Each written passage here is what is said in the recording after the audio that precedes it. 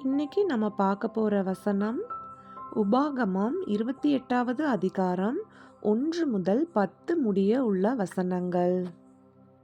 இன்று நான் உனக்கு விதிக்கிற உன் தேவனாகிய கர்த்தருடைய கட்டளைகளின்படியெல்லாம் செய்ய நீ கவனமாயிருக்கும்படிக்கு அவர் சத்தத்திற்கு உண்மையாக செவி கொடுப்பாயானால், உன் தேவனாகிய கர்த்தர் பூமியிலுள்ள சகல ஜாதிகளிலும் உன்னை மேன்மையாக வைப்பார். நீ உன் தேவனாகிய கர்த்தரின் சத்தத்துக்கு செவி கொடுக்கும்போது இப்பொழுது சொல்லப்படும் ஆசீர்வாதங்கள் எல்லாம் உன்மேல் வந்து உனக்கு பலிக்கும். நீ பட்டணத்திலும் ஆசீர்வதிக்கப்பட்டிருப்பாய், வெளியிலும் ஆசீர்வதிக்கப்பட்டிருப்பாய்.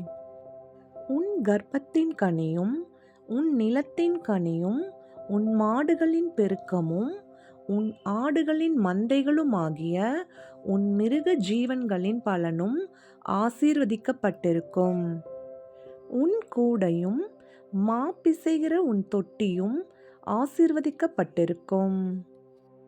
நீ வருகையிலும் ஆசீர்வதிக்கப்பட்டிருப்பாய், நீ போகையிலும் ஆசீர்வதிக்கப்பட்டிருப்பாய். உனக்கு விரோதமாய் எழும்பும் உன் சத்துருக்களை கர்த்தர் உனக்கு முன்பாக முறியடிக்கப்படும்படி ஒப்புக்கொடுப்பார். ஒரு வழியாய் உனக்கு எதிராக புறப்பட்டு வருவார்கள், 7 வழியாய் உனக்கு முன்பாக ஓடிப்போவார்கள். கர்த்தர் உன் களஞ்சியங்களிலும் நீ கையிடும் எல்லா வேலையிலும் உனக்கு ஆசீர்வாதம் கட்டளையிடுவார்.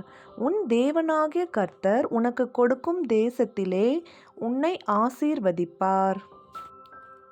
நீ உன் தேவனாகிய கர்த்தரின் கட்டளைகளை கைக்கொண்டு அவர் வழிகளில் நடக்கும்போது கர்த்தர் உனக்கு ஆணையிட்டபடியே உன்னை தமக்கு பரிசுத்த ஜனமாக நிலைப்படுத்துவார்.